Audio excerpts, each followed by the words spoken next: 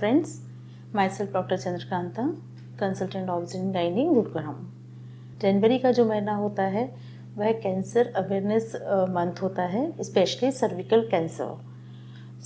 आज मैं आपको बताऊंगी कि सर्विकल कैंसर्स क्या है और कैसे हम अर्ली डिटेक्ट कर सकते हैं, कैसे इसे प्रिवेंट कर सकते हैं, क्या क्या इनके साइन हो सकते हैं जो हमें ध्यान देना बहुत ज़रूरी होता है, क्या क्या सिम्टम्स होते हैं और सिंपल सी किन चीज़ों को हम ध्यान में रख सकते हैं जिससे कि हम सर्विकल कैंसर से अपने आप को बचा सकते हैं, या हम सर्विकल कैंसर को कैसे जल्दी से जल्दी डायग्नोज कर सकते हैं सो दैट हम अर्ली ट्रीटमेंट स्टार्ट कर सकते हैं। तो मैं बताऊंगी आज हम इस बारे में बात करेंगे कि what is cervical cancer and कैसे इससे बचना है। तो बात करते हैं, in India cervical cancer contributes approximately 6.29% of all cancers in women and it is the fourth most common cancer in India।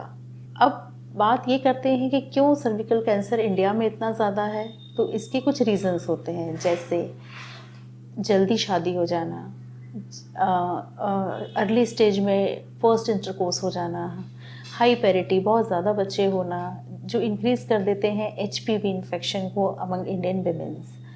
तो यहाँ मैं कुछ साइन एंड सिम्टम्स के बारे में भी आपको बताती हूँ जो आप अच्छे से याद रखें, और अगर इस प्रकार का कोई भी साइन एंड सिम्टम्स आप देखें या महसूस करें तो इमीडिएटली डॉक्टर को कंसल्ट करें।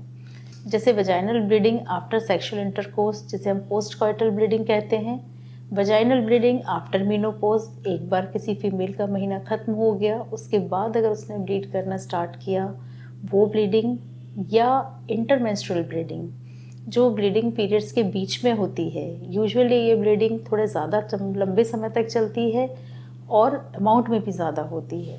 या फिर वजाइनल डिस्चार्जेस, जो वजाइनल डिस्चार्जेस होते हैं इनमें कुछ स्मेल होती है, इनकी क्वांटिटी ज़्यादा होती है और ये लंबे समय तक चलते हैं।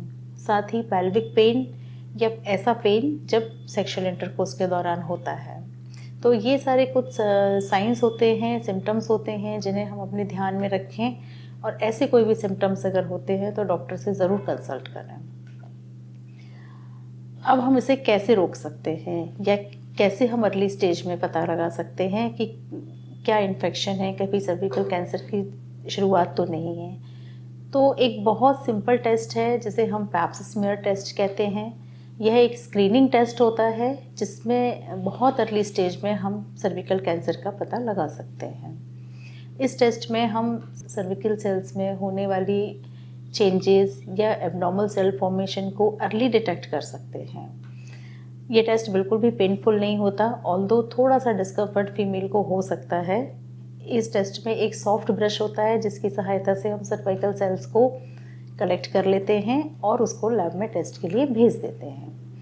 टेस्ट रिपोर्ट में अगर कुछ एब्नॉर्मल सेल्स आती हैं, पॉजिटिव आती हैं, या ऐसा कोई प्री कैंसरस इन्फेक्शंस आता है तो फर्दर इसका स्पेसिफिक एक टेस्ट होता है जिससे कि हम स्पेशली HPV इन्फेक्शन को डायग्नोज करते हैं।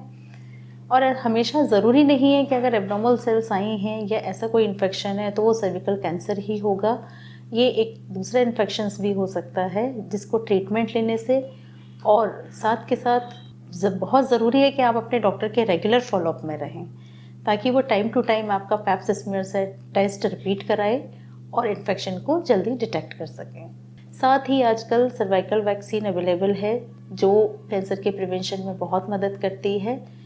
WHO के अनुसार अगर मैं बात करूं तो सर्वाइकल कैंसर के प्रिवेंशंस के लिए वैक्सीन अवेलेबल हैं, और ये वैक्सीन यूजुअली फीमेल्स को 9 to 12 ईयर्स पर फर्स्ट डोज देते हैं, एंड सेकेंड डोज 6 से 12 महीने के अंदर हम कभी भी लगा सकते हैं। लेकिन अगर आपने इस डोज को 5 महीने के अंदर लगा लिया है या 5 महीने से पहले लगा लिया है तो हम इस वैक्सीन की 3 डोजेस देते हैं। और अगर साथ ही हम 3 डोजेस और भी पर्सन्स में देते हैं जिनका हम इम्यून स्टेटस देख लेते हैं, या फिर आप अपने डॉक्टर से कंसल्ट करते रहें, वो जैसे आपको एडवाइस करते हैं उसके हिसाब से आपको ट्रीटमेंट लेना होता है। एंड सर्वाइकल कैंसर की स्क्रीनिंग आप कराते रहें।